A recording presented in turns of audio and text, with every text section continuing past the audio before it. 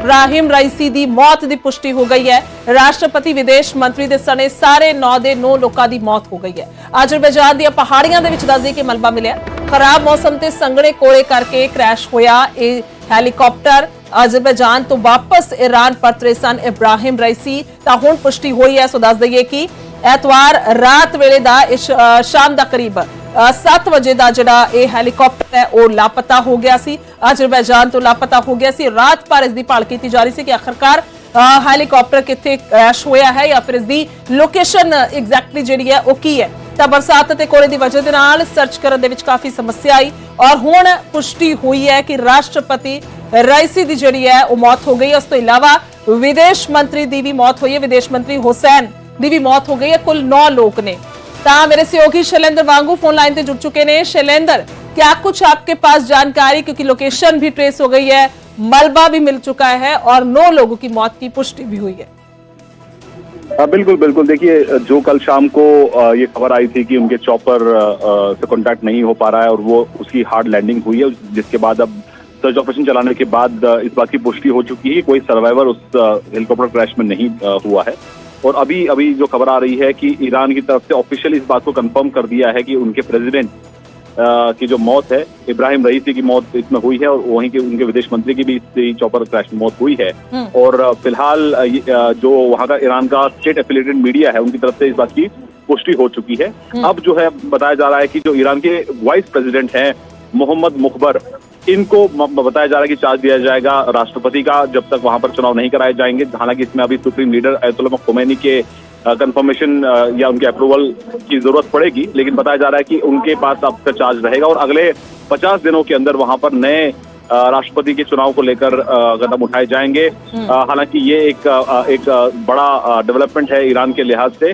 हालांकि इसमें अभी तक किसी साजिश की बात नहीं आ रही है सामने, लेकिन जिस तरह से चॉपर क्रैश हुआ है, सवाल इसमें कई खड़े होते हैं क्योंकि ईरान के पास जो हेलीकॉप्टर्स हैं वो भी काफी पुराने हैं और जब से ईरान पर बंदिशें लगाई गई हैं वेस्टर्न कंट्रीज और अमेरिका द्वारा, उसके बाद हेलीकॉप्टर के पार्ट्स पाना भी ईरान के लिए मुश्किल रहा है। तो ऐसे में सवाल वहां की टेक्नोलॉजी पर भी खड़े हो रहे हैं और ऐसे में ईरान के राष्ट्रपति की मौत से एक बड़ा झटका लगा है ईरान को। हमने ये भी देखा था कि कल लापता होने के बाद लगातार वहां पर दुआओं का दौर जारी रहा, लेकिन अब जो है ऑफिशियल ये बात हो चुकी है। ईरान की तरफ से ऑफिशियली कह दिया गया है कि उनके राष्ट्रपति की मौत इस इब्राहिम रईसी की जो मौत है इस हेलीकॉप्टर क्रैश में हुई। शैलेंद्र, एक तस्वीर दिखा रहे हैं हम, क्या वो बिल्कुल उसी समय की तस्वीर है जब राष्ट्रपति हेलीकॉप्टर में बैठकर जा रहे थे? और ये भी जानकारी है कि 9 लोगों में मरने वाले साबका अजरबैजान प्रांत के गवर्नर भी हैं।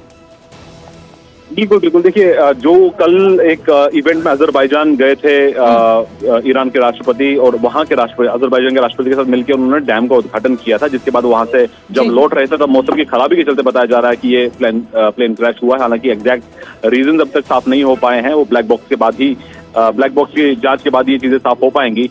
लेकिन इस हेलीकॉप्टर में वो अकेले नहीं थे, बल्कि उनके विदेश मंत्री भी ईरान के इस हेलीकॉप्टर में मौजूद थे और कुछ अन्य अधिकारी भी इस हेलीकॉप्टर में उस वक्त मौजूद थे जब ये हेलीकॉप्टर क्रैश हुआ है। लेकिन फिलहाल जो कंफर्मेशन है वो ईरान के राष्ट्रपति को लेकर हो चुकी है, बाकी डिटेल्स अभी आना बाकी है। और ये भी बताया जा रहा है कि जो बॉडीज वहां पर रिकवर हुई पूरी तरह से जल चुकी हैं इस हेलीकॉप्टर में, और जिसके बाद अब ईरान ने ऑफिशियली बात को कंफर्म कर दिया है कि उनके राष्ट्रपति की मौत इस हेलीकॉप्टर हादसे में हुई। ठीक है, बहुत बहुत शुक्रिया फिलहाल तमाम जानकारी के लिए शैलेंद्र। तक कुल मिला के राष्ट्रपति रईसी, विदेश मंत्री हुसैन तो इलावा हेलीकॉप्टर ਦੇ ਵਿੱਚ ਸਾਬਕਾ ਅਜ਼ਰਬੈਜਾਨ ਦੇ ਗਵਰਨਰ ਮਲਿਕ ਰਹਿਮਤੀ, ਤਬਰੀਜ਼ ਦੇ ਇਮਾਮ और इस तो इलावा एक पायलट, को pilot, crew chief, had office security ਅਤੇ बॉडीगार्ड सवार सन। ਤੇ ਸਾਰੇ ਦੇ ਸਾਰੇ 9 ਲੋਕਾਂ ਦੀ मौत हो गई है। मंदभागी खबर।